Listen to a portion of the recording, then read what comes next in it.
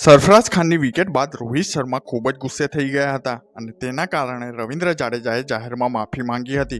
જી હા મિત્રો, તમે બધા જાણતા જ હશો કે હાલમાં ભારત અને ઇંગ્લેન્ડ વચ્ચે ત્રીજી ટેસ્ટ ચાલી રહી છે અને સરફરાઝ ખાને આ મેચમાં ડેબ્યુ કર્યું હતું।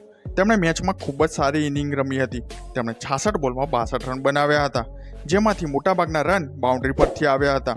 તે ખૂબ જ સારા ફોર્મમાં દેખાઈ રહ્યા હતા, પરંતુ કમનસીબે તે રનઆઉટ પણ થયા હતા, એ પણ પોતાની ભૂલના કારણે નહીં, રવિન્દ્ર જાડેજાના ખોટા કોલના કારણે।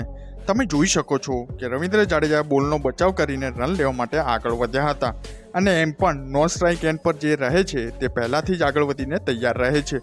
તો હવે સરફરાઝ પણ વધુ આગળ દોડી ગયા હતા, પણ જાડેજાએ પછી રન લેવા માટે ના પાડી હતી અને તેના કારણે સરફરાઝ પાછા જાય ત્યાં સુધી તો વુડે ડાયરેક્ટ થ્રો કરીને આઉટ કરી દીધા હતા અને તે પછી રોહિત શર્માનો ગુસ્સો તમે જોઈ શકો છો કે ભાઈ જોરથી તેમની કેપ નીકાળીને ફેંકી દીધી હતી અને સરફરાઝ ખાન પણ બહુ જ નિરાશ દેખાયા હતા।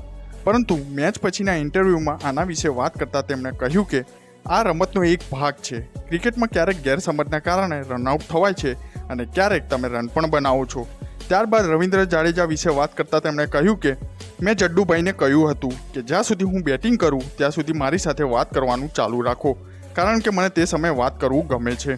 બેટિંગ વખતે તેમણે મને ઘણો સપોર્ટ કર્યો હતો અને આ બધા પછી રવિન્દ્ર જાડેજાએ ઇન્સ્ટાગ્રામ પર સ્ટોરી મૂકી હતી અને કહ્યું હતું કે સરફરાઝ માટે મને ખરાબ લાગ્યું, તે મારા ખોટા કોલના કારણે આઉટ થયા હતા અને વેલ પ્લેડ, મતલબ કે રવિન્દ્ર જાડેજાએ પબ્લિકલી આવીને માફી માંગી હતી અને આ બહુ મોટી વાત છે। તો મિત્રો, તમને સરફરાઝની ઇનિંગ કેવી લાગી? વિડીયોને લાઇક કરી મને કમેન્ટ્સમાં જરૂર જણાવશો।